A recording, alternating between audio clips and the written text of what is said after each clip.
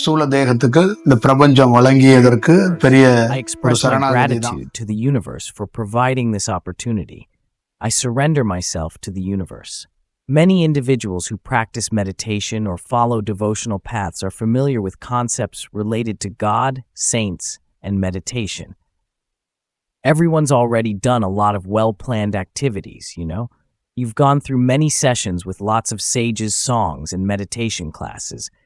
You've probably had many opportunities to attend these kinds of sessions. But some people who haven't had those chances might have visited many spiritual samadhis and watched lots of spiritual videos, gaining some experience from them. So based on all that, what's the most important thing a person should really understand or do? From my experience, I really think it's important to tell you something. So here's what I feel. A person is born as a human child, whether boy or girl, and then they grow up. After that, they get a chance to speak. Their mom, dad, relatives, along with our habits and behavior, teach the child all of that. Similarly, step by step, what we do, the education we give them, and the good values we teach and develop in them, this all shapes who they become. We have to raise the child ourselves. When we look after our kids, if someone around them, like an elder, gets into an argument, the child might pick up the same way of speaking. We need to make sure the child doesn't use those harsh words and teach them to avoid that kind of language. Similarly, when sending kids to school, it's not just about teaching them lessons. The child should also learn good values and proper behavior. That way, the child can grow up to be a unique individual who will succeed in every way tomorrow. Learning about the world should create good opportunities for us. That's why education is given. Now, after studying and finishing school and college, whether you're working a big job or doing private work or running a business, all this education gives us one idea inside us. We have something inside us. Whenever we go for an interview somewhere, we might not know exactly what questions they'll ask, but they've already studied and planned for it. Deep down, that's what the question setter has prepared for. Now, every time we take an exam, we might not study or even be aware of that, but the person who planned the questions already knows and has studied it. That's the kind of questions they'll give you. This is true for all government-related jobs and higher positions. There's a central system for it. But in meditation, there's no such system like that. What happens is a yogi or a sage attains an experience through meditation. Whether it's a song, a book, or a speech given to the people, someone inspires them, they practice penance, and from that they take a bit of theory and their own experience to teach others. So this again becomes a systematic study. In this world, whether it's on your phone or online somewhere, we all pick up information somehow. Even if you don't know English or any other language well, you still get the gist. If you don't know, you can always ask someone who does. But it is not the case with meditation.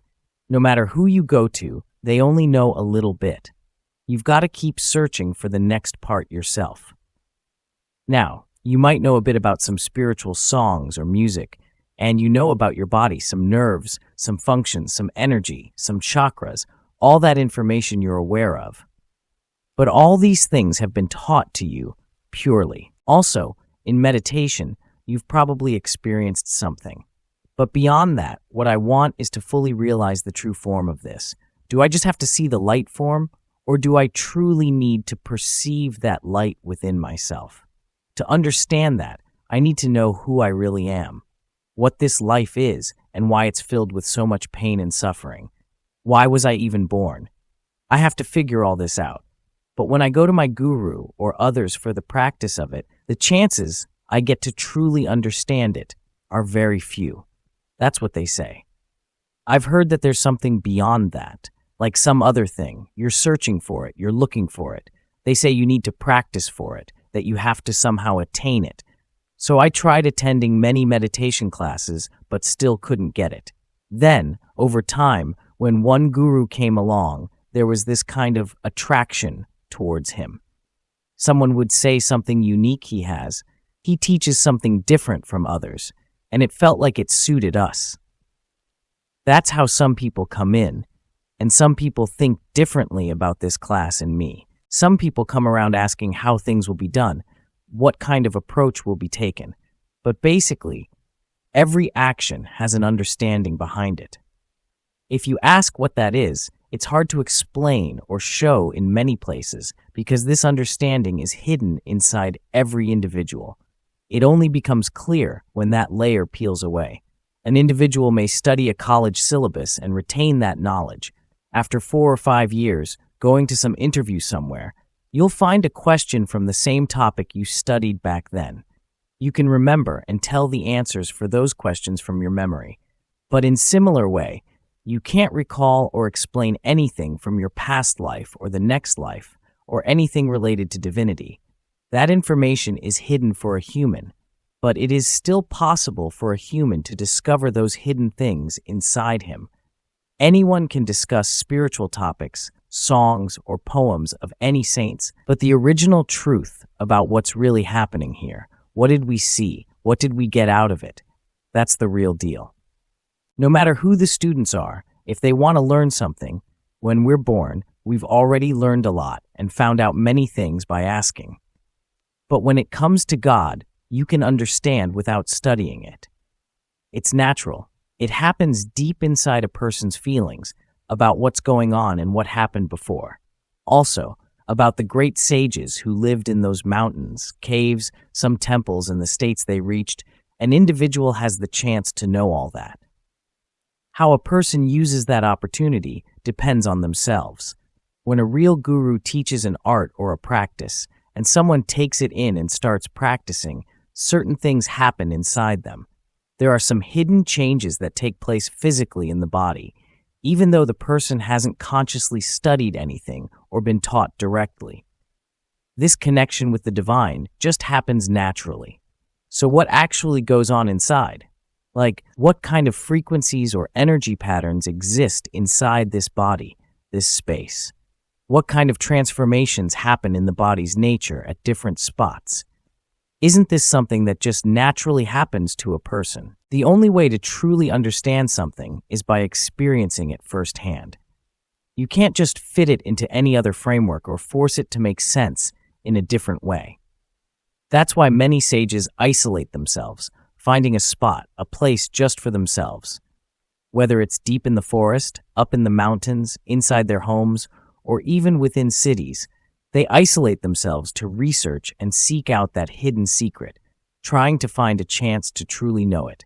As you progress in meditation and start uncovering some secrets, those inner feelings turn into songs or poems reflecting his experiences. How's that energy inside? What's happening with the root chakra down below? And what about the one above? How's that working? What about the third eye on the forehead? How do those functions operate? People talk about chakras, but should we really call them chakras? Or are they just nerves? Inside those nerves, a person goes through certain processes or actions.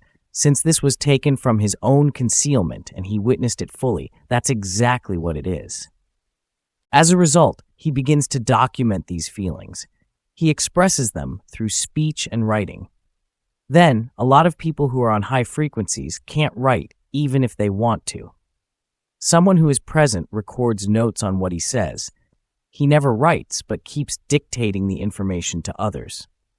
They take the notes on what he speaks. When you try to relate this whole process to science or somewhere else, there is a connection, but it goes way beyond that. You never really know until you get the chance to know. When a person undergoes a complete physical transformation from within, only then can they fully control their actions themselves, without any teacher, book, or guru. It's like their own personal experience. Through their meditation, they start to understand this world. Now they grasp a teacher's lessons or a sage's teachings. This is what's available to each person here. What I've seen, learned, and grown through while practicing meditation, I realized that my body concealed aspects related to spirituality. During the practice, as various changes happened in different places, when it came up, certain feelings would surface from within, giving hints about each spot. It would naturally reveal itself. I record this by discussing it in some classes. Now in this class also, without adding anything beyond that form of practice. I am taking that form straight from my personal experience. All right, so here's the thing. I just had an experience, right? I saw it take shape as an action. Now what's happening is I can't just stop it anywhere. When I go to certain places, it's not only about divine secrets or the nature of that place itself. Sometimes it's about the nature of the person who stands opposite. It's like each character is talking on its own, inside me, and when you put it all together, everything fits perfectly. Out of all the 10 or 20 things it's talking about, they all connect. It all comes together as one. So when that happens, they take everything being said and put it into action, and I start working on a task. From my own experience, it becomes clear that naturally it's possible for each individual to discover the entire secrets of this universe when you go deeply in the meditation. But you need to wait for that to happen to you naturally. So just wait for that. Some students who go through this journey in a proper way might know about certain hidden activities. When a few people start to get to know these hidden things little by little, they dive deep into researching it right there. Now, I know something. Certain phenomena became apparent to me. Everything I say is happening. When I go to some people and tell them about it, they come back to me saying it went well. When many people start saying that, they move on to the next level. They can't go to practice, so they're stuck in the same spot. When some of the things they're told start happening, more people come over to ask them about their ideas. Then they have an open discussion with their friends. I feel like this kind of thing happens a lot. If I told someone else, they might think I'm wrong. But even so, if I tell you, it's not like this is normal, Their friend says the same. So instead of moving on to the next step, they stay right there, caught up in research and their work. Therefore, one should refrain from sharing spiritual experiences with others until guidance is received from the universe. You must have to wait to completely understand the hidden secrets inside you. That way you create an opportunity to move on to the next level.